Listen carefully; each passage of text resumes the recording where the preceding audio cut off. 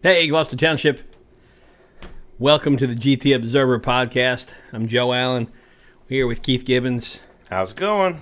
Go Birds! Man, it's been a good time since we talked last. Yeah, we won a Super Bowl since the last time. What a fantastic Super Bowl! Yeah, I you know, it's nice. The previous one took a lot out of you emotionally, right? Because you were in it. You were in it up until the end. And there was no, I remember the feeling of the last one, like that kind of like sickness feeling. And I just, I sat far away, in the kitchen, watching from behind everybody because I was just this was so the exact opposite of that. Nervous. This one was like a party atmosphere. Yeah, it was just like you could. We got this. We got this one. I remember. I was gonna break out some different drinks and stuff, for celebratory drinks, and it was still 10 minutes to go, and I knew that it was you had it, but I'm on. Can't do it yet. Yeah. Nah, I know. Yeah. Well, today was the parade, right? So everybody's out celebrating, and it was a great day of seeing all those people get together, not worrying about any political sides or anything else other than our city won kind of thing, and everybody letting you know they know how to spell Eagles. Yeah. Oh my God! The mayor got up there. Except the dude, she got booed down. People were like, "Oh man!" There was a chant going on, wrap it up, wrap it up. They were over her. Oh, it was great. She definitely had the longest one ever. I was surprised that Shapiro, Shapiro seemed to do all right. There wasn't a whole lot of reaction to him. But the mayor there was definitely a lot of background noise. As soon as she got up, it was boo, boo. There was booing everywhere. Oh, it was crazy. Man, it's crazy when people overwhelmingly get booed, but they just won an election. She's new, right? She's new, and now she's getting booed. You gotta wonder, is it because of politics or just because she couldn't spell Eagles? I think it was literally just because she couldn't spell Eagles.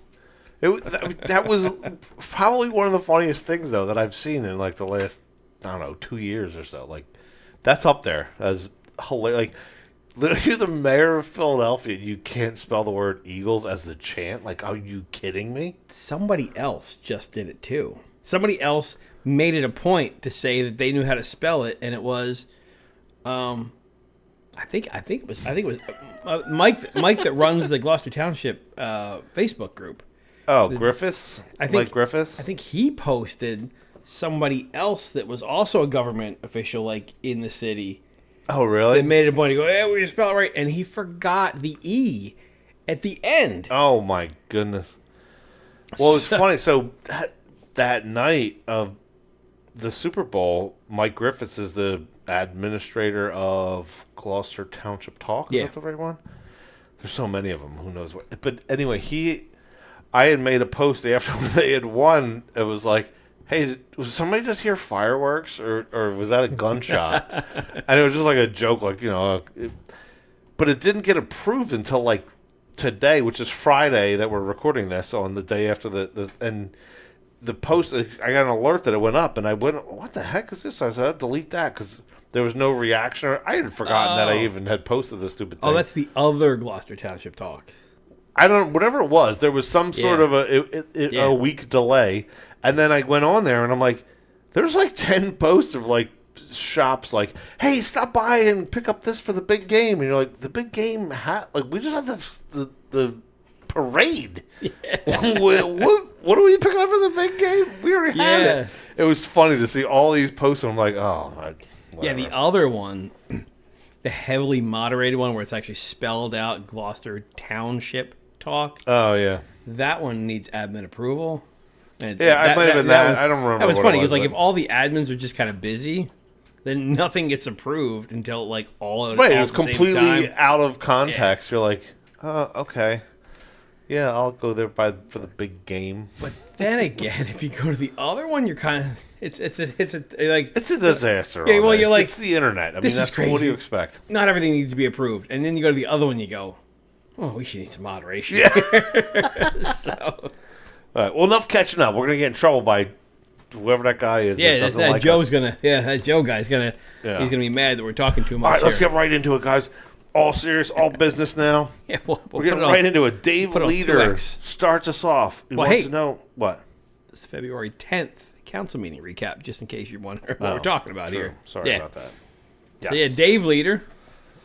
Let's play the clip. It's ironic that on Friday, the agenda for this meeting came out. At the same time, there's an announcement on the internet that government spending in New Jersey has grown into a monster. We're looking for the same kind of department that Mr. Trump's looking for, Department of Government Efficiency in New Jersey. Certainly you guys could use that knowledge. When I look at the agenda, I'm very confused. I thought I had a good understanding of the English language. Oh, So man. I sure don't know how to talk government.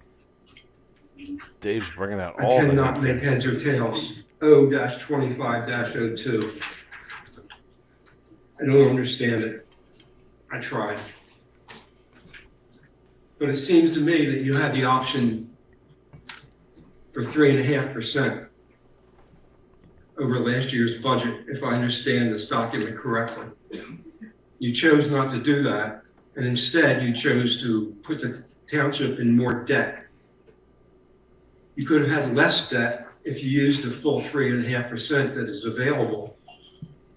I don't understand why you would do that.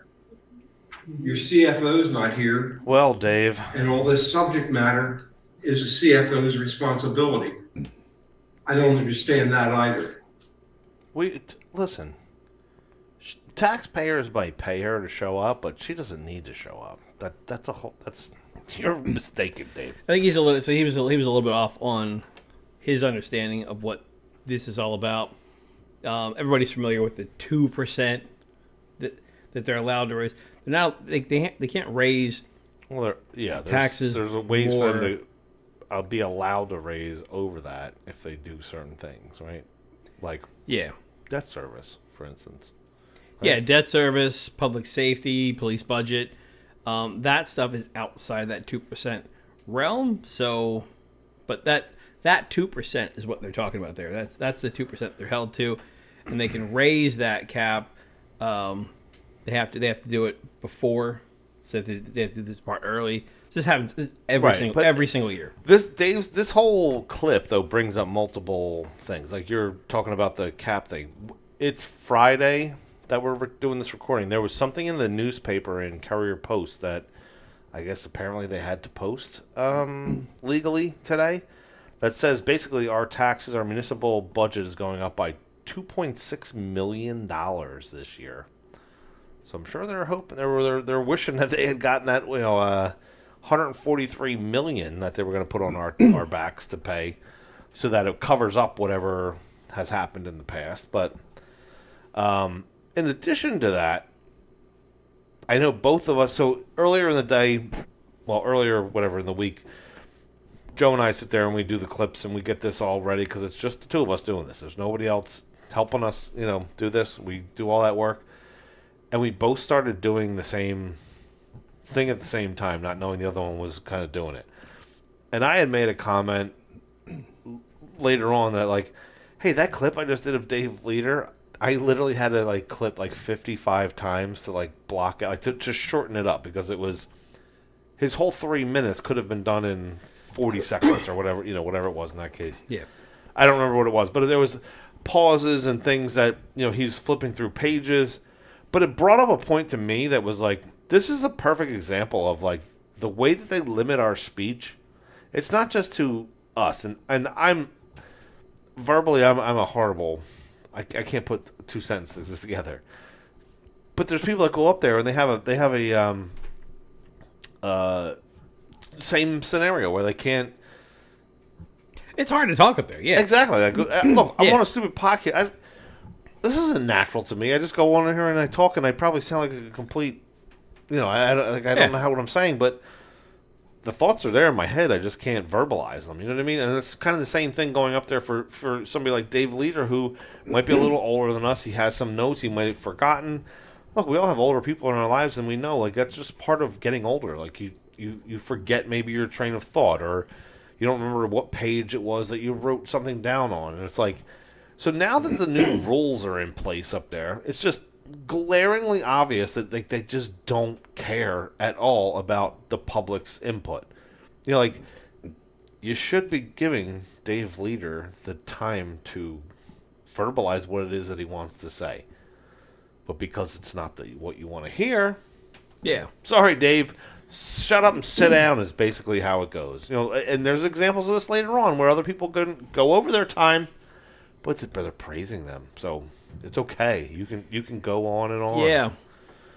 And to the point where he was a little bit off on his assessment of what this was, that was a good opportunity where we could have had some dialogue back and forth where they could have told him, and then also the listeners, people that are watching the podcast, or the actual live video, would have gotten an understanding of what he was talking about and how it was a little bit off, and they could have given their explanation. It would have helped them out a little bit more. So it hurts them too that there's no dialogue. A lot of good points here, though. And we started off the comments by talking about, like, the article that talked about, like, the Department of Government Efficiency that you're seeing in the news now, and, like, all the opposition to it. And it's crazy because it reminded me of Gloucester Township, right? Because there's all these people that complain, and everybody talk to, anywhere, strangers, people come up to us all the time, and they say, "Oh, it's so corrupt there." But then, when it's time to vote, the people they vote their way. So you're watching this happen right now nationally, where it's, in my opinion, it's one of the greatest things of my lifetime that I've ever seen, is people going through the government now and stripping out all the waste, right? Because that's always been. That has been created by both sides of the aisle. That's not Yeah. one way or the other. So let's get that. Yeah, I saw somebody comment on one of the things that had said, they're going to get Republicans too. And it's like, yes, I don't care. Absolutely perfect. Yeah, great. Perfect. Get all of them. It's our money. It's our money, folks. Why are we allowing? Yeah, forget teams here. Oh my God. It's our money. And that's kind of what it came down to. There's so many people right now that are angry at what's happening, and it made me think of Gloucester Township. There's always people always have to think the sewer, right? The sewer, the big thing. But then at the same time, people are like, no, we're voting no on the sewer thing. But then they voted for the person that voted to sell the sewer, and it's like, yeah, it didn't make any sense to me. But I wasn't worried about parties at that point in time. It was what's right for us, that we are not taking this $143 million on our back to allow you to go do the same things that you're bringing up that are here, and it's coming to fruition. Look, the article in the patch, the patch that brought that up, and then the posting that had to go to the Gloucester Town, or the what's it called, Courier Post. Look, guys, it's an election year. This is unprecedented that they have to raise taxes in an election year. Like they're probably essing their pants right now because, oh my God, we don't raise taxes. This is how we win. We put on this big rosy front, thing is like, oh, the Mr. Smiley guy is going to go out there and take pictures, and I don't raise your taxes. I only do that when you don't remember in a non-election year. And if they have to go raise taxes by $2.6 million, something's off. And it's just we'll get into a little bit later on some other get a little deeper into that, but that's how far though, right? So we're talking about what, $10 or $11 million this year that we have to borrow. Yeah, we're borrowing $11 million in this meeting here. So this is how much in trouble we are during the mayor's election year. Like I said it to somebody online, at some point the music stops, right? Like you can't keep going. Yeah. If you are just an irresponsible person on earth, like family or whatever it is, and you're like, hey, we're going on vacation this year. Guess what? I'm going to be dad of the year. I'm going to go buy us a new whatever it is, a new playground. hey, I'm going to go do, this here. Hey, look how great I am. Look at this. I'm going to do this. At some point, if you don't have the money to go do that, you have to, hey, guess what, guys? I have to go get another job, or we have to file bankruptcy. We're going to move out of the house that we live in because I can't afford this anymore. And we're there. The sewer sale was the, hey, I can get us that. Look, guys, I can go sell the minivan, but we don't need that. We have this other thing here. We didn't sell it. Guess what? We, the people, spoke up and said, no, we're done with this. And now, the music stopped. Yeah, this reminds me of so many people that I've known like growing up that you knew were, you're like, man, they're living this hell of a lifestyle, right? They're out all the time, and then when the bill comes, the credit card comes out, and then eventually, they say, hey, we can't go out for a while. We're $50,000 in credit card debt. And it's like, oh my, wow. Yeah. I thought you were able to pay that off. Yeah, like you were balling for a while there. For years you were doing this, and now you all of had a sudden, pickleball courts. You had whatever. Yeah, and now it's I mean, not to get too far off topic, but this flat out just sucks. It sucks.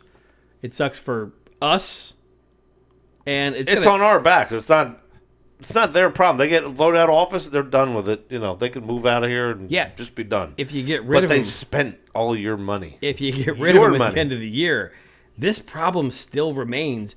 And like Dave Leader talked about at some point in the meeting, he said, "Look, these loans are out for like 40 years at this point." Oh yeah, no, this isn't your. So here, that's a great point, Joe. Like, I worry about people who are on a fixed income right now, paying their taxes and their taxes going up. They can't afford that. What about all of you that are in the age range of like, hey, I'm getting ready to retire, love my house, love my community, don't want to move? You are going to be in the situation where shortly your debt service is going to be so high, your taxes are going to have to go up.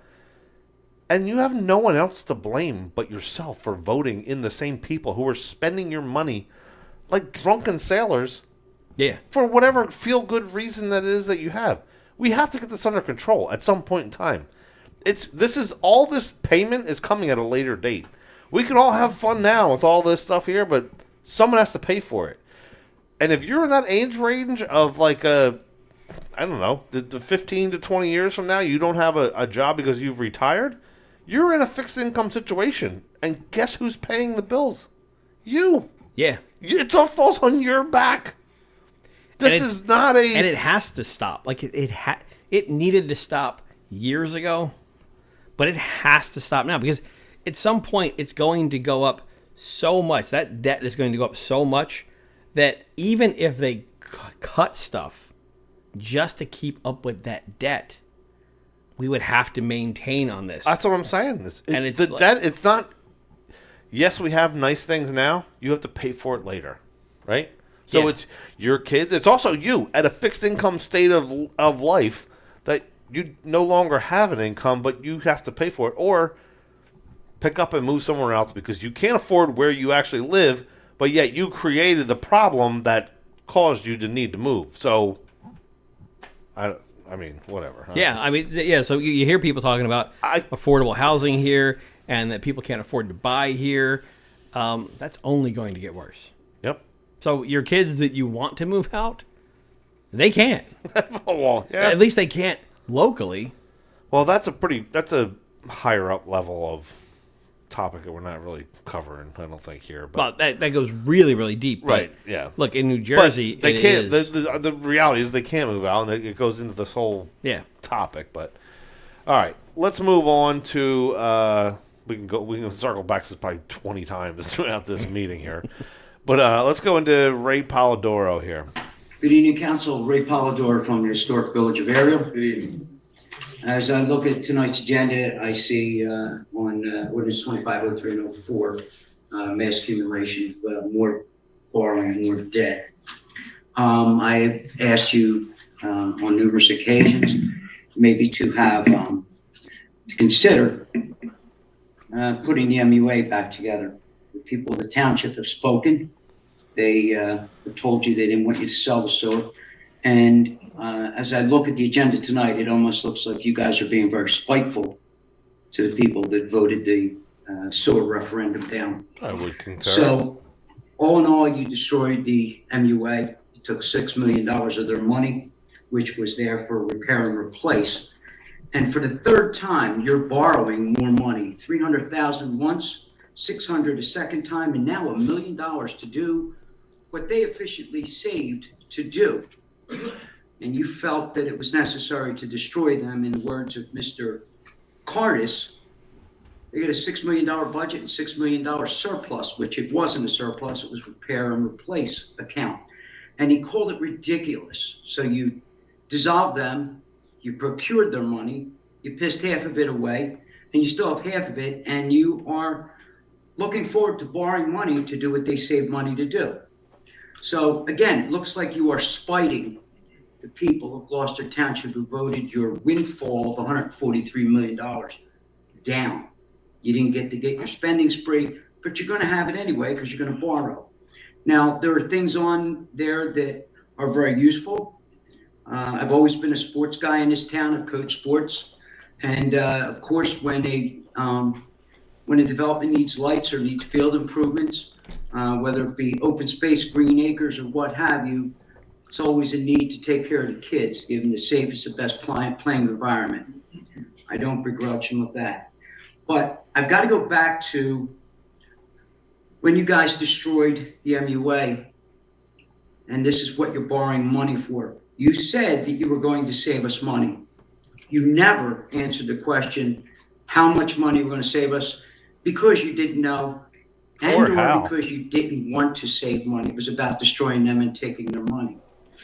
It leads people to believe that they were either lied to or you guys had intentions.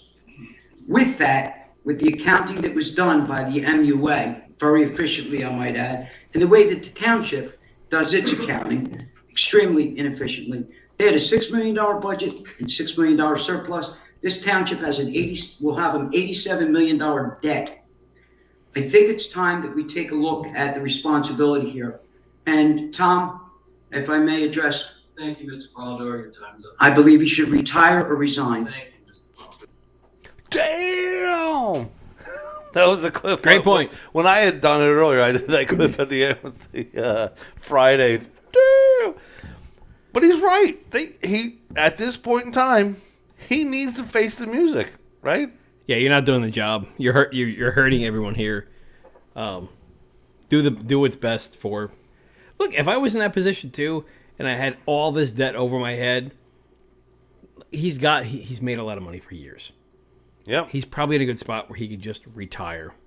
He 100% can. He has greed. All this. That's what stops all him. this debt looming behind him. It's got everybody looking at him now.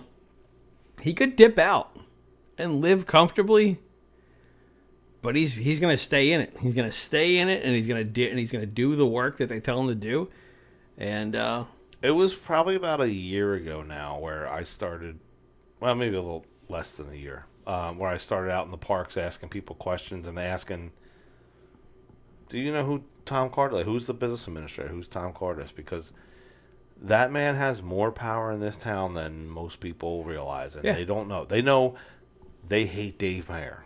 They know they hate Orlando Mercado. They don't even know Tom Cardis' name, but yet the amount of power that man has in this town, no one really realizes. But over time, people have realized this. There were signs. We had somebody come up before and have, hey, here's a sign that says, fire Tom Cardis. You have Ray Polidoro here. I can't tell you how many people have come up to me and be like, yo, that business administrator. They didn't even know what the business administrator position was, but we've woken people up, Joe, in this town, and it's a good thing. People need to know who these people are that are making decisions. He needs to be held accountable for the decisions that he makes. He talks to people like he's God Almighty, and they are pieces of trash. And I forget why I was listening to something else completely, and it was like I think it was like surrounding like the whole Doge thing, and there was somebody and they said appointed officials That's what he is. don't care No, not about at what all. you think because they'll never have to get your vote. And I thought that's exactly what we're dealing with right here. Right, and this is exactly what we're dealing with. That's exactly it. I've had people also come up to me that be like, oh, saying now that they know who the business administrator is, also say, I do know that guy. Do you know what he says to me all the He talks more about his pension and his, what he's getting out of it. That's all he cares about. It's a him situation. Why do I care what he gets in life? Why? How about me? How about you? How about everyone else that I care about? Not what his pension is. To make decisions that all fall on the backs of everyone else in town. So what? So he can live a good life afterwards? Oh yeah, he's got a great life. He's got a great life now. It's just sickening to see, but it's good to see, in my opinion. People like Ray and other people calling for his resignation or his retirement or whatever he wants to say, because I think that's warranted. I mean, it's who's put us here through Cindy Rao Hatton, who he was sitting up there basically trashing. He was her business administrator, and then it comes that opportunity. Oh yeah, and then now he's mayors. You're nothing more than an appointed position that needs to be gone. And that's it. You've made the decisions that have gotten us here.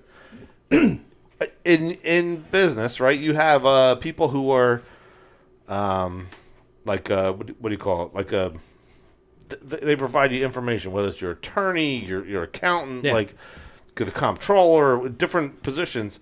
You've advised the mayor in this is what we need to do. So the mayor might get the heat for it as the elected position like we talked about. However, it was your decision to make this. In most cases, out there, I don't know exactly which cases they are, but we can point to many of them.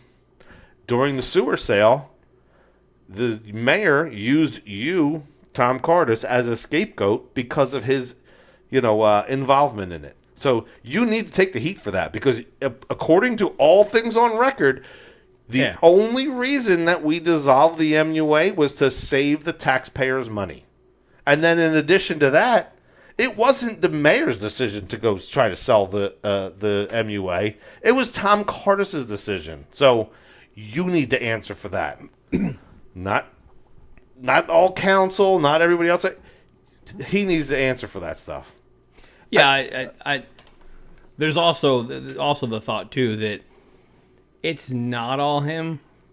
It is the mayor. Well, but he's just the best foxhole guy. Yeah, he's the guy that does everything. You're 100% right. I'm not saying that it's not, but I'm saying own your position. If you want to take that, pension. Guess what comes along with it? Accountability, and that's what this township needs is right now is accountability and transparency. Let's put it all out there. Let's put it out there because guess what? I know this isn't a campaign thing, and I probably shouldn't say 99% of the stuff that I say on here, but I really don't care. I'm speaking the truth, and whether you like the truth or you don't like the truth, that's your call, right? But he needs to be accountable for what he's saying that he's accountable for. The next person that comes into office, who I'm right now running and hoping that it's me to help try to fix things, I have a huge hill to climb because of all of everything that's been done in the past. Do you think it's going to be easy for people that don't pay attention, that don't know what's going on, to be like, oh, yeah, and just this is a scenario as if I had won, but it was like, oh, Mayor Gibbons sucks because he took away, this, that, or the other thing.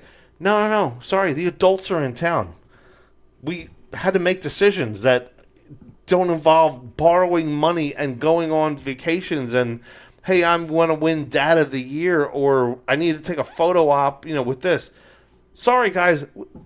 We can't afford for seniors to be losing their houses because we need to raise taxes because of something that was done 15 years ago. And this was something too. And if you're not familiar, like I ran in 2021 and 2023 for council, and this was a big thing where when you're writing what your campaign is all about, the thing in the back of your mind is I don't want to overpromise because we were in trouble then.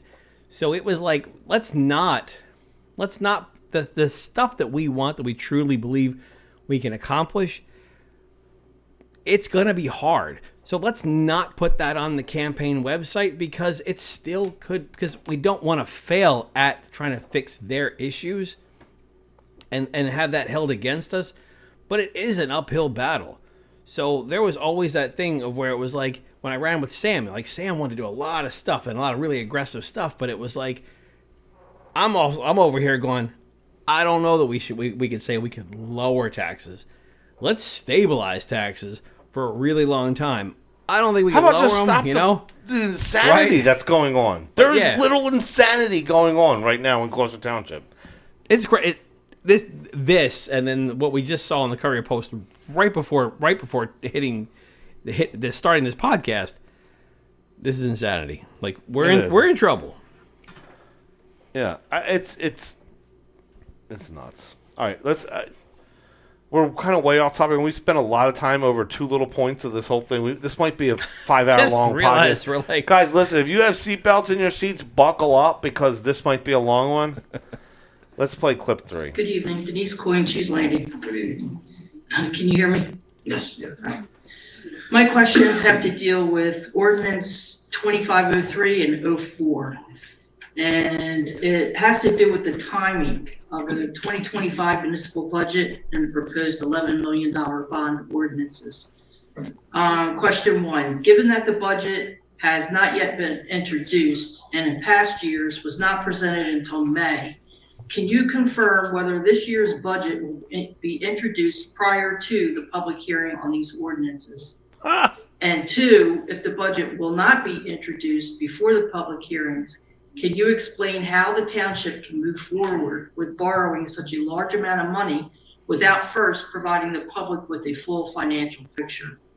It would seem that long-term financial commitments like this should be considered within the content of a complete and transparent budget. Thank you. That was a good joke. so yeah, a lot of borrowing. It's up on the table already, but there's really no budget to know that.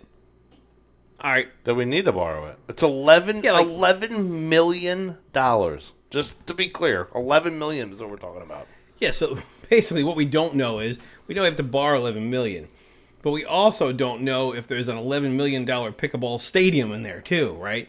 So we don't know what else is in the budget that says, all right, maybe we don't need these new weed whackers that we've bought every year for eternity. Maybe we can hold off on some of those and hold off on this and this, because we have this $11 million here that we think we need to borrow for. Maybe there's some other stuff. That's kind of what several people have asked this. That's kind of where they're going with this here. Right, and it's almost a doing it out of order type of a thing. It's like first of all, these are the things that we need, right? We need computers to operate. They're out of date, whatever the case is. They need this, they need that.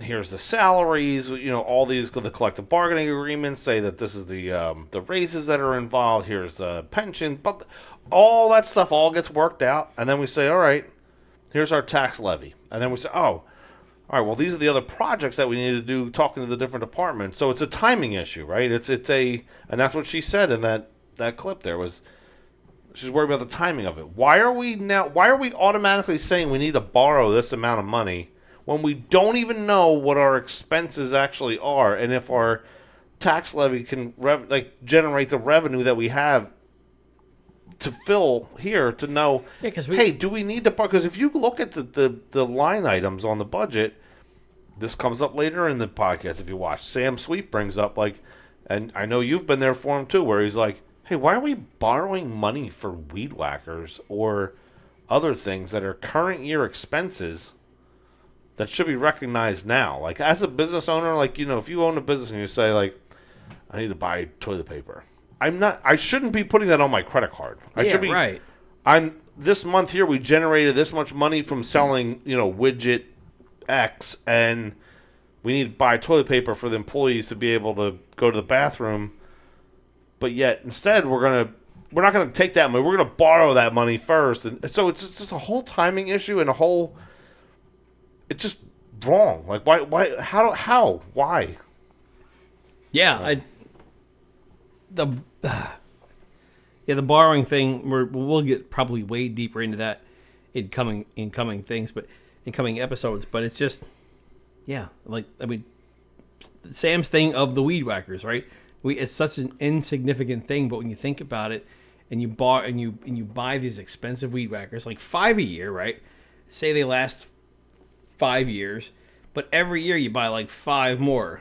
Right. And then his example at that point in time was like, guys, according to your math that you're saying we need to borrow for, bond to get this money for, we right now we have like 300. Well, I don't remember the number, like whatever it was, but it was a ridiculous amount of weed. We don't even have that many employees at Public Works. Yeah. Yet we've borrowed that much money for it. We've, borrowed for that for weed whackers. If you spend $5,000 a year on weed whackers, but you borrow it every year, just spend $5,000. Right. Just put it in the regular budget. Put it in the regular budget, and raise the taxes for that $5,000, so that you just have it and don't borrow for it. Just you're doing it every year. Right. Stop putting it out for 10 years. We're buying expensive commercial grade weed whackers that are built to be used every single day. It's not like we went out and bought like one at Dollar. What's the store around here? Dollar General. We didn't buy it at Dollar General. It's made to do this every single day of the week. That's like you take your car loan out, right? Your car loan's 5, 6, 7 years, right? But it's like taking a car loan out for 30 years. The car's not going to last 30 years. No. But the loan will. Yeah, so it's just... Yeah, it's gotten out of hand. We've gotten way out of hand. We've gotten to the point where, like, everything is so crazy that we have to go 5 minutes on each clip now, because it's just to the point now where it's like, we've talked about this over and over again. All right. Well, you know what else is insane? The speed limit on the Old Blackhorse Pike. Hi, I'm Stacy Smurglio, 1680 Old Blackhorse Pike in Blackwood, and I'm here for, what is this, 02505 for the speed limit reduction on Old Blackhorse Pike. Literally just wanted to take 30 seconds and say thank you for looking into this, and thank you for all that you're doing to help protect not just my family, but the other families on the road, and all the work that the police department has done with trying to police the bus and the stop sign. And thank you for hearing me when I spoke last time. So my son is here, and I hope nobody has a problem with it, but I just wanted to publicly say thank you very much for working on this. All right. So that was pretty much all that she had out of there. I know this intersection where she lives. I'm there, and I have seen this firsthand. She's 100% right that people listen. Everyone is the main character on Earth. I don't know what to tell you. Everyone thinks that they're the only one that needs to get to work. They're the only one that's on the road. No one else matters. And this woman's house, unfortunately, is right at an intersection where a car hit her house. Like, that's how bad it is there. Like, it's... Yeah. I got to play bad guy on this one, right? All right, go ahead. Do it. Because it's, look, it's... I've looked at really nice houses that I really wanted that were on roads that I thought, I don't want cars coming through my yard into my house. So I didn't buy them. But at the same time here, it's a 35 mile an hour street.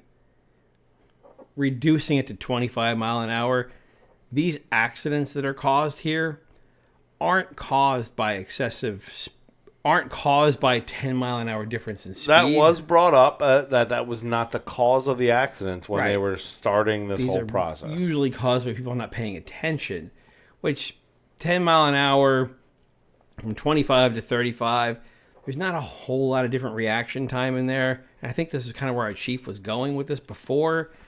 I don't think that it's effective. I think it's going to maybe generate more ticket revenue for the township. But I guess... I don't know. My kid is at the same intersection that she has. At her bus stop is there, and I sit in the car with her to drop her off there, and I see exactly what it is that she's talking about. And when you have a child involved in the scenario, it's a little different. And I can only imagine if I had a child and a house involved in the same situation. I understand we all have a choice of where we move to a degree, right? But either way, she got something accomplished. Props to her for getting the speed limit, moved and everything else. But I totally understand what you're saying, that 10 mile an hour was not the initial thought of like what was the cause of the accidents. Yeah. But if she feels accomplished in it, great. The ticket revenue, I'm not worried about, and I don't think that the town is worried about as a whole. I think it's more the safety of the children that are there, and there are a lot of children that use that spot as a bus stop. Don't get me wrong.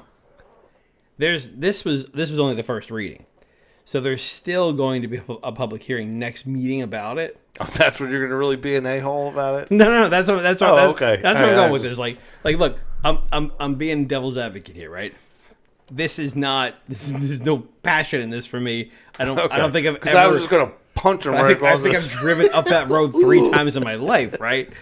But I'm just saying, like, I'm not going to go there and fight this during the meeting. But I'm just saying that's to me, it's like, all right, she, congratulations on her for actually going and possibly winning something here that she feels like she's doing something good here. Yeah, I mean, I'm throwing the other side. Personally, when it comes to kids, that's a huge line for me. That it's like it's more about children than it is about anything else that I worry about. Like when people run buses with the stop sign down, dude, there's nothing else drives me more furious than that. That I'm tearing up just thinking about like people. Oh my god, the safety of our kids, everyone's kids, like. When we talked about to get that call, if you were to oh my god, my kid got hurt. Oh, when we talked about the child that got hit going to, I think she was a student at the vocational school. They got hit on. On what's that, Jarvis? Yeah. I honestly, it was tough. It was tough for me to talk about that, getting through that, because that kind of tore me up pretty bad. Yeah, look, if you blow past the school bus.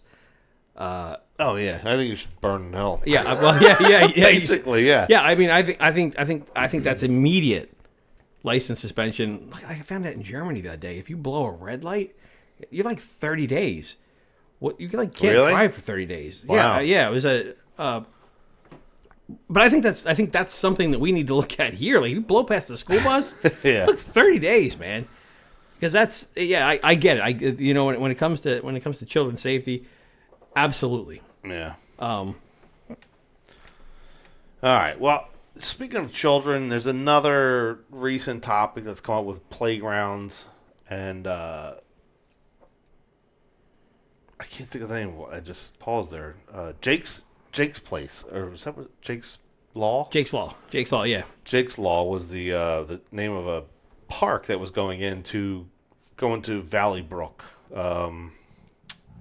whatever you call that, playground center or sports complex. Sports complex, that's what it was called. Yeah. Several several of those folks came up and talked about it to you. Did you grab any of them? Yeah, I did. Okay. So I grabbed one specifically here. Let's see. Yeah, on the agenda item, sir. All right, so agenda item. Yes, it's an agenda item.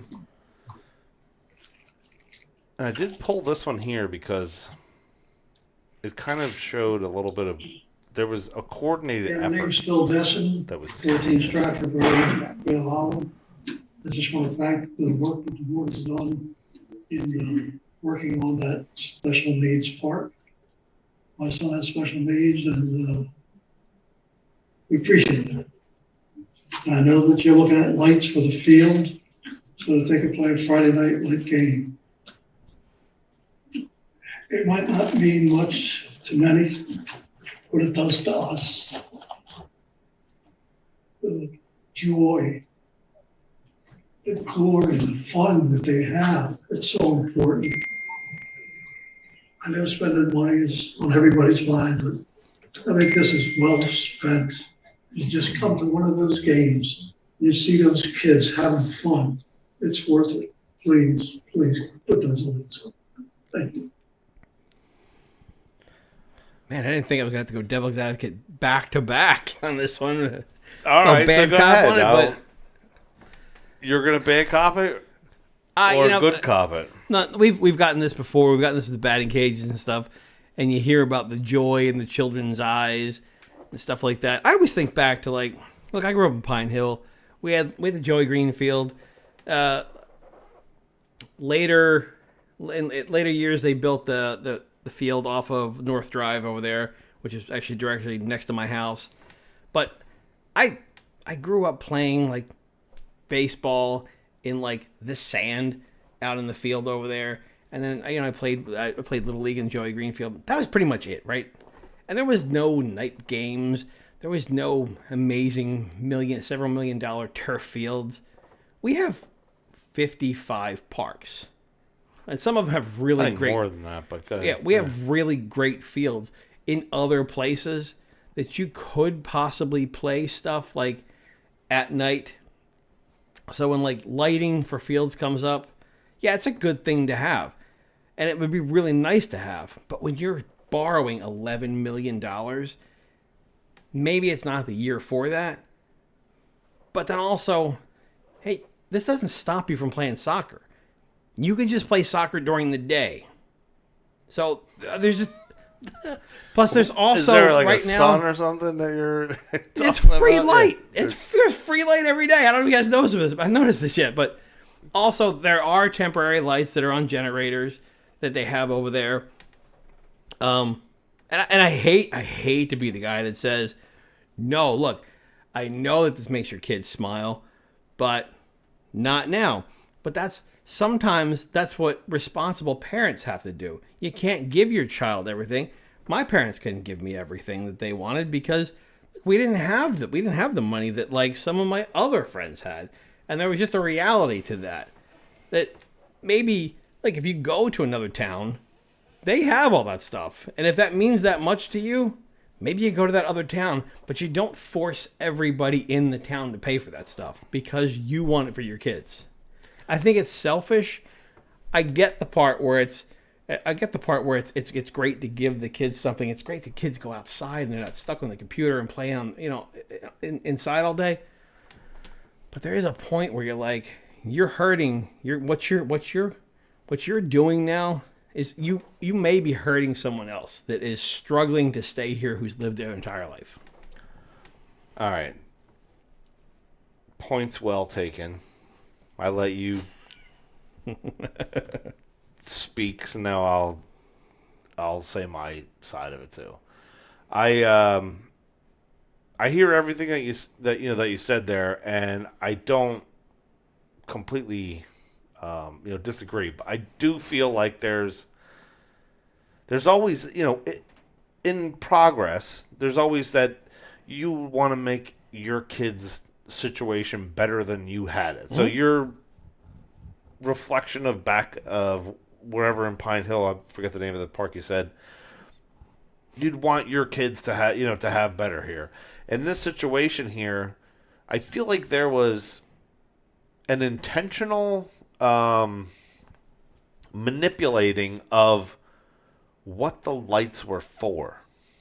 So where this Jake's Law Park is going is at the Valley Brook Sports Complex, which also happens to be where the Field of Dreams is, which also happens to be where TBAA soccer goes.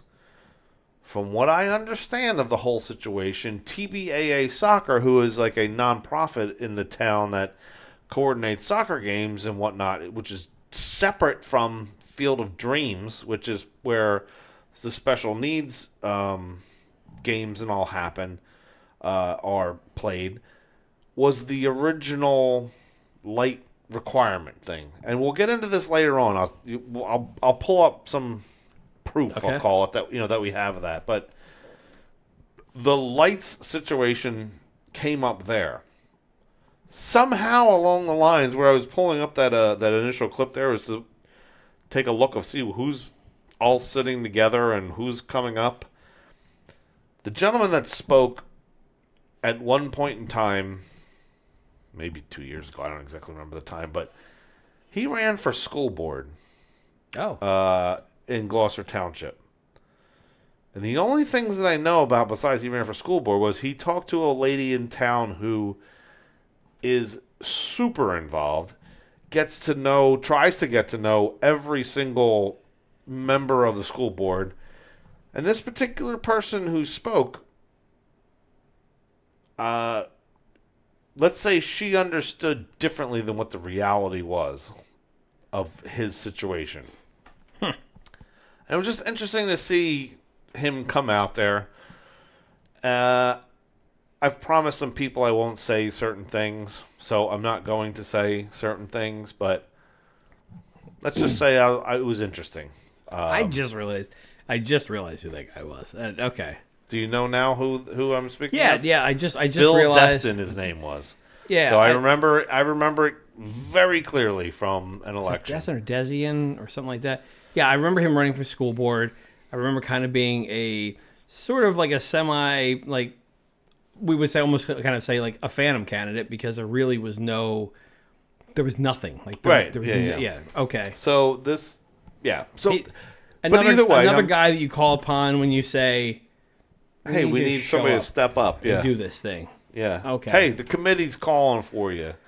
So there's some back to that there, but either way, I do think that there is a responsibility as a society to help those less fortunate than us. You know what I mean? Whatever that means to you might not mean the same to me, but I feel like as a whole there's a responsibility to help bring up people who aren't as fortunate as us. When I personally think of special needs children, I remember one specific time in my life that I broke down in tears in public just thinking about the struggles that this family had to go through to raise the family that they had going on. You know what I mean? And there's struggles you can't even imagine. I can't even imagine because I'm lucky enough to not have to have those struggles in my life, but I don't know. I feel like it has to be fair to somebody else. But I feel like this particular situation was drawing in feelings, we'll call them, you know what I mean, from somewhere for another problem that was put out and commingled the two intentionally for a specific narrative to happen, if that makes any sense. Yeah. The special needs park stuff, right? Haven't met a single person, maybe a couple online I think I saw, that were opposed to it. Everybody for it. But now they're grouping that with like soccer lights. Right. And that's what I'm saying is they're not the same thing, but they're brought in together.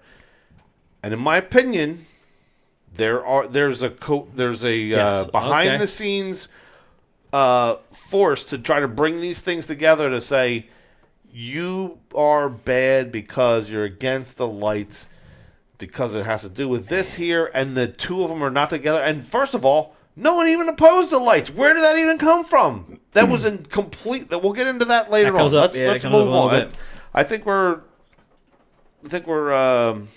wow, we're going long here. You guys are buckled up, right? That guy Joe's losing his mind right now. Is he? Oh, yeah. Well, I don't care. All right, let's see. Clip 5. I don't understand how we are already forecasting that we need to borrow $10 million. Oh, my God. We haven't even done the budget yet. So I understand that there is a list of items A through L. But are all these items necessary that we have to borrow right now, that we have to make a decision on this? Is there anything that we can cut? We are already in debt, and to keep adding debt is not responsible. A great example is, hey, you want to go on a vacation, yes? You have some funds to go on a vacation, but if you only know that you can spend $10,000 on a vacation, you're not going to be spending $40,000 to go on a vacation.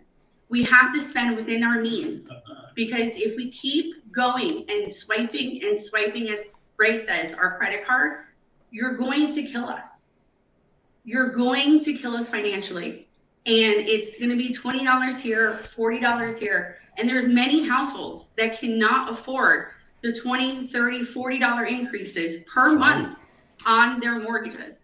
So I ask you, on this list from A to L, is this something that we need to do every single item, or is there things that we can cut? And how do we know that we need to borrow this money now? We haven't done the budget yet. It hasn't been introduced. So why do we need to vote on it right now? Why can't we just wait and see what budget cuts we can make? Thank you. All right, in this part here, Dena mentions like budgeting for your vacation, taking a $10,000 vacation instead of a $40,000 vacation. What I'm thinking here, when I saw this here, was, look, there's just some years, and this is 100% true to me personally. Like sometimes you just can't take a vacation, and that's the hard truth. And then those years suck because you can't take the vacation, but the reward is you can still eat on Tuesday. Well, the reward is like I don't take a vacation this year, I can pay this debt over here that I have off, and then that year sucks, but then the next year there's just that much off your shoulders. So that one kind of just kind of resonated. I mean, look, I grew up where we didn't take vacations ever because we didn't have any money, but when she's talking about like going on a cheaper vacation, I'm thinking no vacations at all. Like sometimes that's how it has to be, and it's painful, but you have to do it. Yep. All right. Oh, so Rob here had a stinky backyard, and I think we cut most of the clip out of here, but Rob comes up and tells a story about Rob bought his house not relatively that long ago. Let's play and I cut this one up pretty short, but yeah. I don't know which one you have, yours or mine, but My name is Rob Blunquist.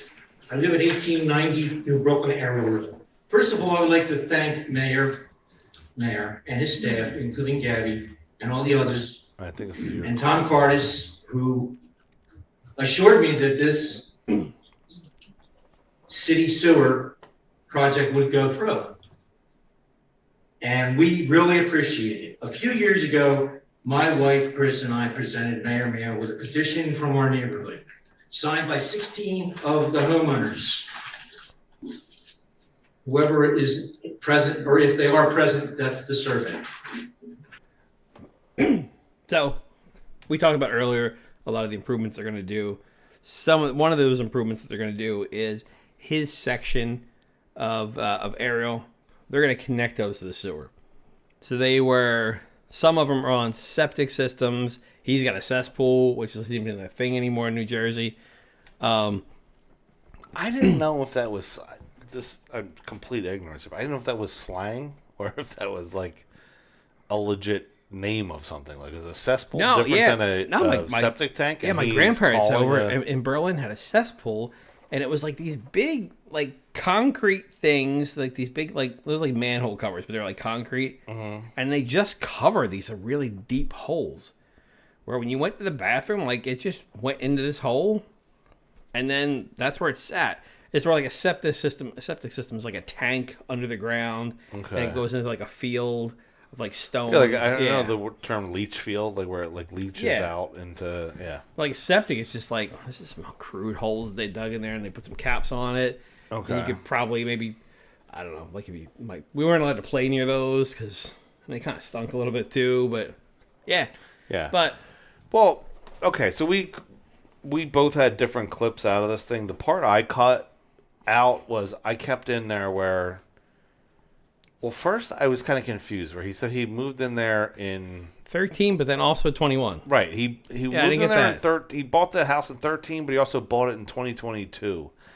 And he's complaining about the smell and all that stuff. And I'm like, all right, we all have like the ability, like we all purchased. So he was complaining too that he bought the house with the contingency of he needed to put in a septic tank. Yeah. Which costs $40,000. And in my mind, I'm thinking to myself, I'm like, all right, well, when you're purchasing a house, and that's one of the things, you probably got it at a decent rate to be able to allow you to have the money to put that in. It's not like it was a surprise cost where you didn't know. I'm like, we all make choices here, right? You bought something the wrong doesn't house. make sense. You bought the wrong house, or you found out and you haven't sold, you haven't moved. Like, there's a choice. And I understand that there's things that people can't move and don't have the money to do that, and that's not what I'm saying. But I'm saying he started off the whole thing. He's been there since 2020 or 2013, and I'm like, I don't know what time it is. I'm like, oh wait, it's 2025. I thought maybe he was a renter, and then maybe he got he bought the house after renting it since 2013. Okay, so riddle me this then: if you rented a house for that long, and you had this story that you brought up here about kids running and screaming about a smell. Is that the same house that you would purchase? Or would you purchase a different one? He essentially had a barbecue after moving in and realized after everybody got there that I guess somebody hit the bathroom extra hard and it was like, and it stunk the whole backyard up and everybody ran out of there. And then I'm thinking... But as a renter... But then later on you bought the house? That's my point. I don't understand. So what? Anyway, so not to harp on that, what that whole, in my mind, leads into bringing up is it seems to be that there's some sort of a staged, we need to bring in supporters because all we get at these council meetings is these people coming in here picking us apart. Lots of thank yous. Yeah, lots of thank yous. This whole meeting was thank you, you're the best. Oh, thank you, Tom Carterson, Gabby, and everyone else in the mayor. Oh, my God. Oh, thank you. Mentioning Gabby, too, who has absolutely no sewer experience whatsoever, right? All of a sudden, Gabby is doing something good? No, this is a total setup. It's a total setup. When this guy lost credibility as soon as he mentioned Gabby, as far as I was concerned. So, yeah, at this point, we haven't played all of them. There was, prior to this, there was multiple thank yous.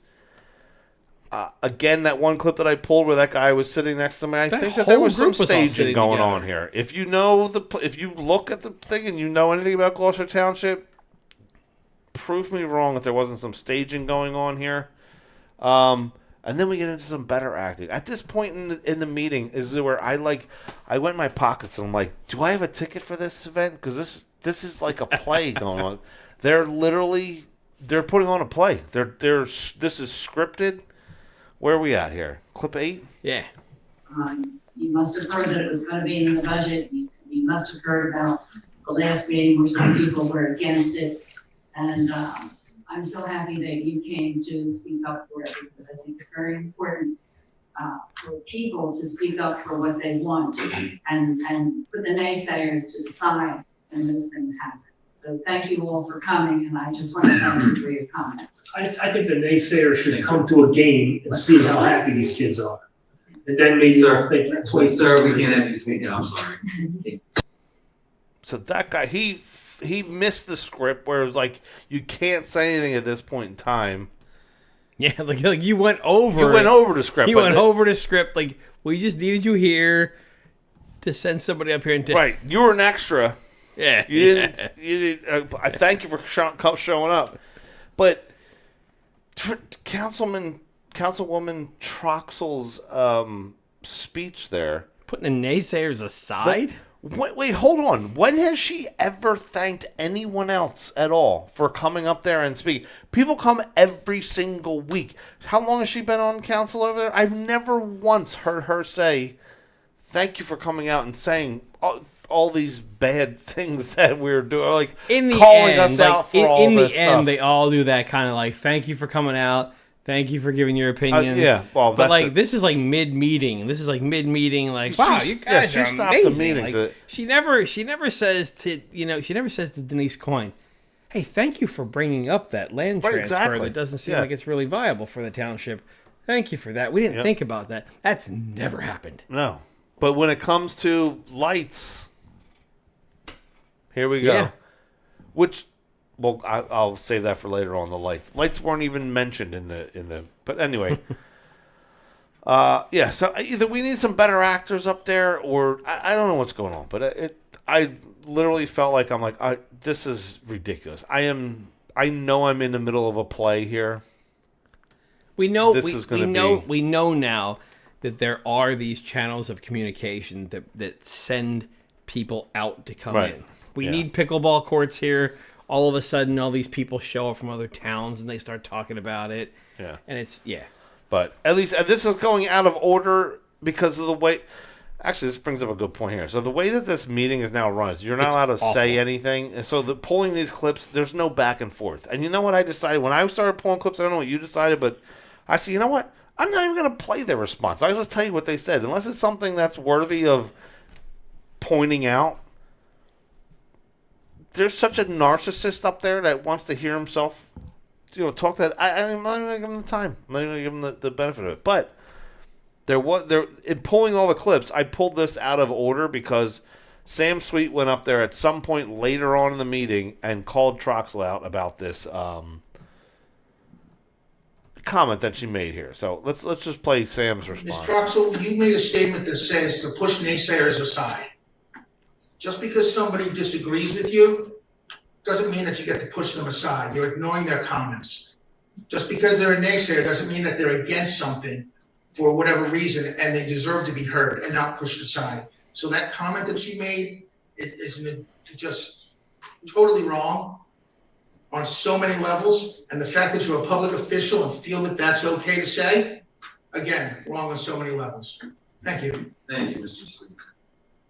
You know that they want to respond back to that right then and there, but they can't now because of their new rules. Which also I'm glad that you said that they can't right there because I felt like there might be something to that in addition to have you ever when you're mad at something right then and there and you go to send an email, have you ever done this? I know I have done this personally in my career in the past where I really pissed off and I'm going to send an email and I type it out. And I was always taught you don't hit send though. You just delete it. And hitting send is a bad thing. But typing it out gets the frustration out and it's like, okay, I got it out. But I had time to think about it, you know what I mean? So it's one of those things where it's like maybe somebody advised them you're probably not good or not well off of responding to people right then and there. You might want to push it off till the end because him responding to Troxel saying really? Are you kidding me? You just said that? Typically, he would have the ability to respond to him right then and there and probably say something out of line. So somebody might have, I'm just guessing here. It's a higher power thing that they can't handle the heat. Right, exactly. And when you can't handle the heat, you say things out of turn. When we saw Tom Cardis flipping out on Ray Polidoro, somebody said you need to not be allowed to speak until later on because there's that time of the cool down, right? And not saying what you probably would have in the heat of the moment, which is making you look horrible in front of the public. Yep. So they not only have squashed basically half of the speech of the people coming up there. Right. They've squashed their own reactions because that's my interpretation. Well, no, when you think about it, when you think about the responses that we've gotten and the kind of the trouble that it's gotten them in, they kind of I might be on something, right? Yeah, they did this because they can't keep up. Yeah, they can't. All right, let's see. So clip 10 here, back to the lights. We're still on the lights here. For the agenda items, and the agenda is posted on Thursday typically. Is it common practice that agenda items are leaked to members of the community ahead of time? Because it seems to me that these Valley Brook lights were known about before the agenda was posted. So just want to see if that is common practice, or is that something that was a mistake? Thank you. All right. So here, this email here came out, if you look up there, February 4th. February 4th is a Tuesday. The agenda for this meeting here, which was February 10th, does not come out until the, was it the 6th of February is when it would come out. But there was an email sent out on February 4th saying, as you know, the township is in the process of adding lights to our fields, but they hit a glitch. It seems to be a group of township residents opposing the project. On Monday, February 10th at 7 p.m., the council room, municipal building, there will be a meeting discussing this. TBAA is asking for your support to show up at the meeting and counteract the opposing group. The opposing group. Yeah. First of all, how do they know that it's going to be on the agenda February 4th? Second of all, who's this group that we don't know about? Of all the people in town that are all the people that anything? oppose anything, right? It's everybody that's associated. We know everybody that's ever really opposed anything. Even if we don't know them and they show up, we'll go talk to them. Right. I even know the people in the houses behind there that say that they were, they didn't like the lights in there. No one is against this. There's a false narrative that's being put out there 2 days prior to the agenda coming out. And what's unfortunate is later on in the agenda or in the meeting, when I said I wasn't going to put his, the council president's comments up there, the meeting was cut off, so you couldn't even get the recording of it. But he said, "Oh no, people in the township they read the agenda and they put it up there as if it was like they put this out there after the agenda was posted." No, BS. We have the proof. You think I don't bring receipts to things? I bring you the receipts. There it is right on the thing. February 4th. The 4th. Look it up on a calendar. Is this going to be the new way now? Like, everything now? So, like, next year when they go to sell our sewer, like a couple months before, people are going to show up and they're going to go, this sewer is really not maintained. We should really privatize this thing. Like, is that what's going to happen now? It's very apparent that they are trying to script some sort of a thing against people against lights. So I can't even imagine what it is that people are saying that there's a group against the lights. Am I in that group? Are you in that group? Is Denise Coyne in that group? Is whoever Dena in that group? Who are those people in this group? There's no one there. No one was opposing the lights. No, that literally wasn't it. And if we want to talk about opposing, I didn't even know about the lights. Okay, so here's a perfect example. If he's claiming that it was people read the agenda, if you read the agenda, and guess what? It's public. Go on glotwp.com. Go pull up the agenda and tell me on there what line or what page the word lights come up in there. There's nothing at all that even says it in there. So this was a completely made up problem. There was no lights mentioned at all. Do we know who sent that email? We don't. Well, it says TBAA soccer, and that's in general. So we don't know the actual person. I've heard. I don't even want to say names that I heard because it could be multiple people from what I hear. However, the soccer thing is a perfect example of what people have said for years about certain people control certain things and have access to certain emails to send out campaign things and whatever else it is that they you know what I mean. It's so a TBAA big person machine. Is probably like one of the people that are probably going to be next in line for something. Not necessarily. I don't know that. Could possibly be. It could also possibly not. They go to organizations and they grab people. I didn't say it. You said it. Yeah. But that's the point of people with influence. Right. So anyway, so all of these people apparently were told show up, and guess what? They did their job. They showed up. They had some escorts. Some familiar names and faces showed up. Lots of thank yous given out, and it's like, okay, are we stupid? You don't look stupid. Do I look stupid? Hey, look. Listen. We're not idiots. It's pretty easy to see through you. You're not as smart as you think you are. But had there been no other means to kind of break down these council meetings, you probably just would have thought, wow, they've really turned the page and they're doing some really good stuff. Oh, yeah. now. Oh, they're so great. Yeah. So. Well, so the performance continues. So the performance continues into, she had a really big role, Miss Troxel. Really good asset. Good. Glad they brought her back, She's like, you know what? I'm also running again this year. I have a question for Tom Cardis. Tom, can you please... Hold on, let's play the clip for you. Yes. There's a grinder in here, and I was wondering, Mr. Carter, can you respond to that? Yeah, one of the Can you pause it here? that's quite high, I think it's around 1 point. So, does he ever have an answer to anything at all? No, he's gonna look into it. He's prepared. Look how prepared he is. Why, we have He's 2 more got minutes the of this, guys, information for here. you folks at home. This guy doesn't know any effing thing ever. Ever. Tell me this isn't script. You've got to be kidding me. All right, keep playing it. $2 million is a shredder. Years ago, we had purchased a tub grinder. I think it was about 20 years ago. And what that is for is to put your tree branches, your stumps, the Christmas trees, all the brush that we pick up. Again, it's 24 square miles, almost 22,000 homes. And so what happens invariably, you get a huge pile of brush. This is me going out of public works. That's the pile of brush there. That's a huge pile of brush.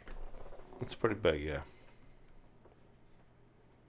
And so what we have been doing is bringing an outside contractor in to take care of that, because when we had that tub grinder, we had a myriad of problems with that piece of equipment, because I think the technology at the time was where it really is today. And so eventually that thing just fell apart and we just couldn't do it anymore. So we farmed that out. We've come to the realization that that is not a prudent thing financially to do. Last year, I think we had almost $400,000 in expenses to get rid of some of that stuff that was back there behind the Public Works building, that brush. And the decision was made with all the supervisors, with the mayor, with myself, that the best move would be to invest in a shredder. And so that will be located down at the compost site. And initially it will be located at Public Works to eliminate that pile. You need not only the shredder, but you also need a heavy piece of equipment with a grappling hook that can pick up that stuff and put it in that shredder. $1.4 million he needs to spend on this. So, Joe, tell me that was that not... Oh, that was... He's never answered any question in as much detail as they need to spend this $1.4 million. No, your $1.4 million. I would want to run around the corner up to where he's sitting and see if there's a teleprompter there, just scrolling through what he had planned to say. Because that was unbelievable. He knew the history. He knew how much money they're spending, how much money they did spend. Oh, man. He knew the year, 20 years. Oh, my God. It's unbelievable. Like, you could point out so many different times where he's like, oh, if you'd sent me an email earlier, I would have known to answer this. Yeah, is Helen okay, so are you telling us then, if that's your response, that someone did tell you, make sure you got all this S ready to be able to say? Yeah, I'm pretty sure you did. You had it. It was scripted, Tom. Why is it? Bravo. It was a great performance. Why is it always Helen? Is the other ones? Did the other ones? She's going to be running this year, so she has to. Did the other ones realize that it's just way too obvious, and they're like, I'm not doing that. And she's like, I'll do it. It could be. That's very possible. I don't know. And it doesn't matter for him. He's not elected, right? We've already went through that part. Yeah. But yeah, it was just unbelievable. But anyway, this whole. So let's go a little bit deeper into this particular topic. The $1.4 million is there's like $900,000 that's for a shredder, and then there's $500,000 for an excavator that picks it up and throws it into the pile there. I couldn't believe how big a pile could possibly be that was worth $400,000 to get to get rid of. I sent in an Oprah request, and to their credit, it was literally the fastest Oprah that I've ever had responded. I had word from people, not going to say who, but that this is an actual hot topic within the municipal building, this spending $1.4 million on a shredder. We didn't always spend $400,000 on shredding this stuff. I asked for all the receipts and everything, and then within the same day, that tells me it's like all this information was right there. They already had it, sent me all the information. The one part, well, there's a few interesting parts. The one part that I'm comfortable saying at this point in time right now is it's very interesting that there's a threshold, right? So if you have a project going on, or a something where you're like, this is going to cost us like $150,000, or I don't know, the bridge needs to be replaced over on the walking path, and it's going to be probably, I don't know, $250,000. You have to put out the bid, right? So now there's 5 companies have to come and bid on the whole process and everything else. This particular project here, I'm sorry, let me stop. So there's a threshold where it's like, all right, well, we need we need to buy a new printer. Mm-hmm. Well, we can just go to this company here and buy the printer. They're already approved through the the state or whatever, and we can just buy that printer. We don't need to put it out to bid, like the bridge, the walking bridge. The pile of brush, as they call it, somehow they're billing multiple times for up to the threshold of what that threshold is, where it doesn't need to go out to bid. And I know that this practice is used and abused in towns all the time. I know a particular person who's been on this podcast before who's actually called out a town where the mayor actually resigned because of the amount of heat that they got for doing exactly what is being done on these invoices here. Where they're like, really? That project is one particular project that should be farmed out to see how much this is going to cost as a whole. Oh. But instead, what they're doing is breaking this project up and saying, we're only going to do 25% of the pile, and it's going to be $40,000 or 40, whatever exactly the amount off the top of my head here. It was like $43,500. You're like, oh, well, the threshold's $44,000. Oh, that's interesting. Well, they did it in a quarter of the pile, and then a quarter of the pile 2 weeks later, and then a quarter of the pile again 2 more weeks later. Oh, and then guess what? The last quarter is going to be 4 weeks later. It's like, wait a minute. So you're literally on paper, on the invoices, saying it's only a quarter of the pile. It's this amount of money. Doesn't that, as definition, say that this project was worth this much more, and there's no RFP for this whole thing, a request for a proposal, a request for an invoice, or a dollar amount? And then it's done 2 times a year on top of it. So is that 1 project, or is that 4 projects? Or is it? And then to top it all off, they get a little greedy and they're like, you know what? We can actually spread this out. We can make it 5 payments instead of 4 payments. And we just put it into quarters. Now we're going to do it. It's going to be 20% of the pile. How the F do you measure 25 or 20% of the pile? And then call it $49,000 or $44,000, whatever the dollar amount is, and then spread it 5 times over and be like, oh. So his comment about it costing $400,000 is also disingenuous. You know why? Because there's another bill to carry the stuff away. So if we're carrying it away, that doesn't go away if we buy our own shredder. That still needs to be hauled away. So where's that? And if we're buying our own equipment, we need to buy our own fuel. Well, how much fuel does that thing use? Well, I know the excavator is about 6 gallons an hour is what that cat burns.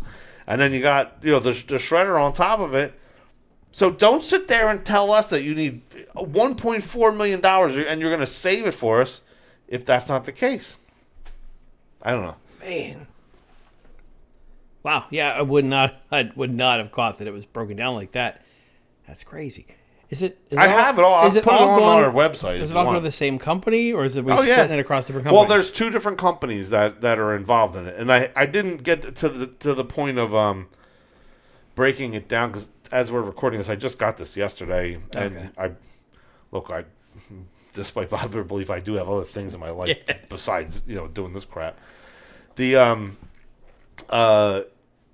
there's two different Stella Contractors Limited or something like that, and then the other one's like Bergenholtz. They're both out of Elmer, New Jersey. I don't know exactly where they are, but I found that odd. And they're both, so one of them is for chipping and the other one is hauling. But if you add the two together, and I went back multiple years to see, like, all right, is it just this year or is it next year?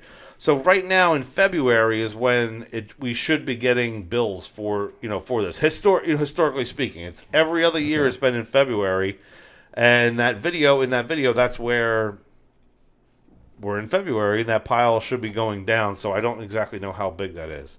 In addition, I have called other towns.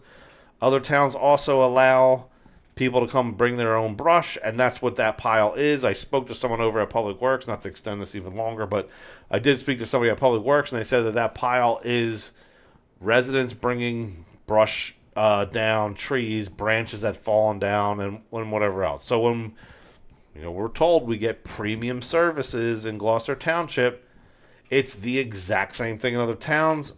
I haven't looked into how they all handle it, but rest assured, I will look into it, and if it's something to note, I will bring it up, just like usual. But wow, damn. Okay, all right, let's move on. That was a little long there, but let's see what else we got. All right, so Public Works or MUA truck, the recycling truck. Ira brings up a great point here. Acquisition of various vehicles and equipment for public works. There's one in here that says something, here, a recycling truck, G. It's gonna probably take 4 to 5 years before that's delivered. Why are we borrowing money today? When are they gonna be obtained? I mean, I know that one there, like I said, that's gonna be 4 or 5 years from now. So how can you borrow money for something that's gonna be due in 4 or 5 years? That doesn't sound right to me. I don't know how anybody could approve that. Regarding the recycling, 4 or 5 years on delivery. So there's a lead time that it takes with some of these vehicles, and there's 36 months, maybe looking 3 to 4 years. What is the lead time on this recycling truck as far as? We're seeing anywhere from a year and a half to possibly 2 years on a recycling truck, a debris recycling truck. Is payment due upon when you acquire it or upon delivery? You must show the availability of funds before you can go out for bid. So you must have those funds in place before you can commence the bidding process. You hear that? I keep note of that. That's a game stopper right there if you do not have the funds allocated. Okay. Yeah, so that clip we did a little different. I pulled the actual response because I knew it, and because the only reason I remembered the response and having to pull it was because his answer was such a bullshit answer. You have to show the funds. You have to prove that you have the money. We are a township. This is a government entity that our fund source is all of you, the public. Our funds are good. If we go and all they need is just a resolution to say, like, yep, we're going to be borrowing for this. Yeah. For him to say that we need to have the funds, show the funds, is completely disingenuous. We need to borrow the money years in advance. Right, 4 years in advance. No, as long as there's a resolution that says it, that's all that's needed. Which leads into a whole nother topic, which I'm going to pull this thing up here where it says, subscribe here. If you look on the screen there, that where is it here? Right here, right over there. GT borrowing practices. Read that article. This spurred an article to be written, let's just say. His comments about that we need to borrow this stuff early. The borrowing early is a bad habit that they have. And that bad habit, it's all explained in that article. I'm not going to get into it here. We've already extended this thing way longer than we probably should have. But it's taking money to appear that we're flush with money. It's just like if you see like some, I don't know, somebody that goes and borrows money from the bank and then they go out to the club with all this cash that they have. Look at this, I got all this cash, I'm making it rain. That's exactly what we're doing. That by borrowing this to make it look like we're cash flush, but yet we're broke as a joke over here in the reality. Yeah. That's where we are as a township. That man right there that lied to you is the one who put you in that position, along with his boss, the mayor, and then everyone else up there on council. And then sometimes 3 years later, we don't have the truck yet, right? And then 3 years later, we're borrowing for the truck again. And then... yeah, exactly. You know, and that stuff slips by, right? That stuff slips by 99.99% of everybody that lives here, right? Which is, we got to borrow. We need a recycling truck. Yeah, we need a truck. You know, and then the roof's leaking. The roof's leaking. And there's 3 people. times we borrowed for it. Yeah, 3 people in town that go, wait, what happened to the truck that we borrowed for 3 years ago? Yep, that's exactly the right. Only thing that's saving it. Exactly right. All right, let's move on here. I wish I could talk 20 minutes on each topic over here because they literally deserve it. But yeah, if you like short podcasts, it's not for you. 12 North Blackhorse Pike, Blackwood. I'm just here to follow up from the redevelopment meeting on the second floor expansion to the tattoo shop. And I know when we spoke at the meeting, they said it would be roughly 1 month. And I was just here to see what the actual process is going to be in this time. Just follow up. All right. So Nick is the guy that's down in the tattoo shop on the Blackhorse Pike. Great guy. He's asking about the redevelopment plan that he went down there for, and it was funny because last meeting we brought up that whole property that's down in Lakeland that the county is just completely absolved from having to go to the council, but yet poor Nick over here is trying to expand his small business and he can't get anywhere.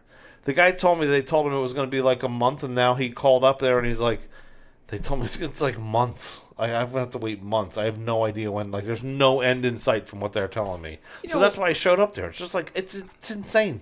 Yeah, I don't know Nick, but I do remember Nick. Like, I remember Nick when he was starting that shop over there. Yep. Because Nick was there for months, and all I could think of was, I've only made one big investment into starting a business with in a plaza, and it's a lot of money, right? It's a lot of money up front, especially if it's your first business. Like, you don't have, unless you're wealthy, but I just remember thinking about this guy's business, this property that he's probably leasing already, and everything that he had to go to before it actually opened up. And I'm thinking, like, this guy's losing money every day that he's not open. Yeah. And I felt bad for this guy, and now to see him come back, and look, it's downtown Blackwood. Anybody that wants to do anything there, you should be kissing their ass and giving them everything that they want to boost it up. He's not running a criminal enterprise out of there. The guy just wants to expand a little bit, add a couple more chairs to his tattoo parlor, right. From what I understood from last meeting. Yep. Let him do everything that he needs to do so that he stays there, so that other people want to move next door. Yeah, exactly. Yeah, and he's also, if I'm not mistaken, wasn't he the guy that was over cleaning up like the cemetery, painting the fence? Painting the fence and this all that. Guy over there. is got good. the artist for the mural, over there. It's something he's not involved. It's like, good for guess what? Red tape. Yeah, we're just gonna, the county's gonna do that. Yeah. Oh, I'm sorry, they don't have to come to us, even though we're the redevelopment entity. But county did it. Who the F is the county, and why is this guy over here, a small business owner, just completely exiled from any? Oh, it's insane. It's absolutely insane. Anyway, all right, let's move on here. Sam Sweet gets back up there. His kind of clip is a little out of order again, but he makes an interesting note that the amount of money that we're borrowing. See what he says. I would like council to, when they're looking at it and looking at approving that to basically go through it line by line and determine that because we're looking to borrow close to $11 million, $10 million on this budget, $1 million with the water sewer. That's the largest amount that we've borrowed in the last 10 years, or attempted to borrow in the last 10 years on here. And as we all know, debt service increases our taxes. And there's a lot of things on there that I think I've proven over the years in examining that budget that could be excluded or not even be borrowed for. You know, we talked about that with the leaf blowers and all that, but yep. You know, it's crazy that is the largest amount that they're going to borrow, and they're just like, yeah, $11 million. Oh well, we're just going to borrow it. And again, for those at home, put in the comments down below how many millions are we in debt right now? And they're looking to put you at 11 million more. 11 million more. The people from La Cascada came back. They did. They're here every few months. About I've got to check out the road that they've got over there, but listening to them talk, right? And then we're talking about, lights, and you might feel bad for saying, I don't know if we should do lights, we can't afford it. And these people have been here for years saying our street is dangerous. Right. Let's see. My name is Sylvia Williams, and this is Denise Coyne, and we're homeowners at La Cascada. And we were here last year regarding, I believe it's probably, and I'm not sure, I'm sorry, this is my first time here, and I'm hoping to maybe get more involved as things come and get involved with La Cascada. But I know the ordinance here for the capital improvements 25-04, I believe it's the same ordinance that we looked at last year. And in regards to the paving of Via Cascada. So they double borrowed on your project we were told at that time that Via Cascada would be one of the areas that would be paved. We've waited for several years to get this done. All the areas around us have gotten their streets repaired, and we're still waiting. So we just wanted to make sure, or if we can ask, are we going to be a part of that project? I'm sorry, Sylvia. Actually, we did borrow you for your project, but we're going to say this time that we only borrowed for the study to be done. We need to do a study about it, and then maybe this time is really the engineering is what we're going to tell you next year, and we're going to just, continue to play games with you like we do with everybody else. So much money goes into Valley Brook and nothing into La Cascada. Probably because there's nothing to gain from La Cascada. Yeah. I didn't understand in the beginning. She said this. I was here last year, and then she said, "This is my first time here." I didn't capture that, but I think that had to do with she was part of the group because there was another lady that came and talked. We didn't pull clips for her, but I guess it was the president. The previous president had been right, here that's what a few I'm saying. times. Yeah, but as a whole, though, they were so happy last year. Right, as a whole, that town or the community, whatever you call it, like the development was ecstatic last year. Like, yes, we finally, thank you so much. We've all put our money into our HOA and we've redone all of our streets. It's just the main one that you guys own that's like a disaster. And they're like, yeah, we got you. We got it. And now they come back again this year and they're like, wait, you guys have one here, you're borrowing for it again. Are we actually going to get it? Because you borrowed last time for it. And it goes to your point earlier. Dude, how many times are we borrowing for all of these things? How many times Sam's gone up there and said, you borrowed for that same roof 5 times. What the?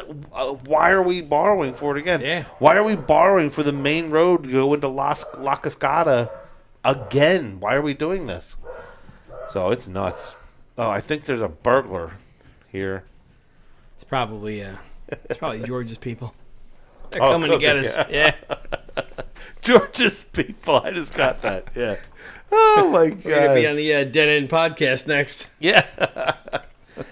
But yeah. So after that, the audio cut out, but there was 2 things I guess that. Well, the whole thing cut off. Right. The entire. I don't know what happened. It would just abruptly stopped at the recording.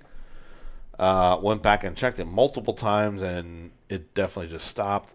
The one thing that I really wish that we captured was a comment made by Tom Cardis that was all-time classic. I wish we had Cardis Cam on him at this point in time.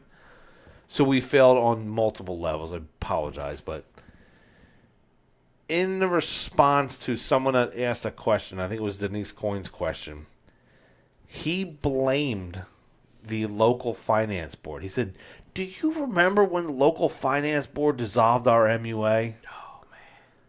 Like as if they had no say in it. It was like the local finance board knocked on the door, like, "Hey, we're dissolving your MUA. We're getting rid of this thing."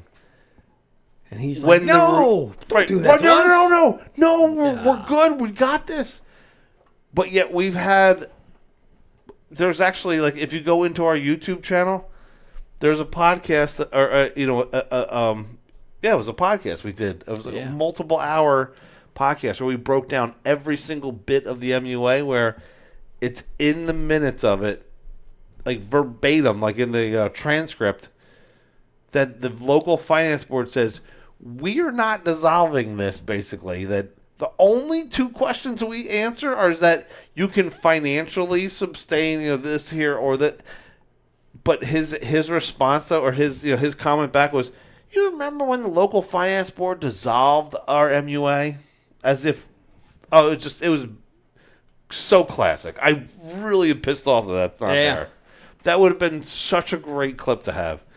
And then after that, Miss Troxel again did an Academy Award winning speech at the end of the thing there. But the meeting was cut off, and we completely missed both opportunities. Oh, if it ever becomes a trend that meetings get cut off at the end, I guess we just have to go there with camera gear and record the whole thing ourselves. We can't trust Ray Polidoro's camera. Ray Polidoro's camera is from 1989. I don't even know. I've never seen a recording from his camera. I didn't even know there was actually. I think he winds it up. Cardboard. I don't even know if it's real camera. But we've got a lot of mobile gear. We can show up there and probably give you some high quality, some high quality recordings over there. But some better things to do. Yeah, well, if we're gonna watch the I have to watch the meeting several times to do clips. Yeah. So I'm like, all right, I'll skip the live version and just grab the other version because I gotta rewind it over and over again. Yeah. So, but anyway, that was pretty much it. We went a little bit longer than normal here, quite longer. Man. I feel like there was some good conversation though. We had some dialogue. Maybe we'll cut up some clips and put it out there in smaller pieces for people to digest. But there was a lot in this past meeting, and I feel like there's going to be a lot more to come, being as they have a little bit of competition against them. They're going to keep on this whole hey, thank you meeting. Well, it's good to know. It's good to know now. Like if like these actors show up and they start talking about something that we've never heard of before, like I guess that's going to be our introduction now to new things.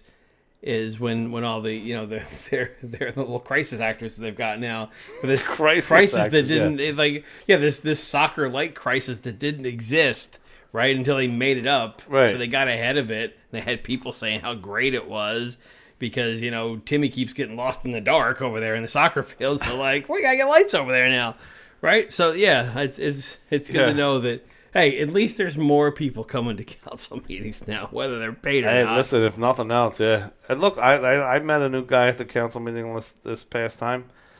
So, it does bring people out, but it's just funny to see, like, did it really? Are we that stupid? Do you think we're that stupid? Oh, they do. It's good that we have a voice. It's good that you guys, subscribe to us and listen to us.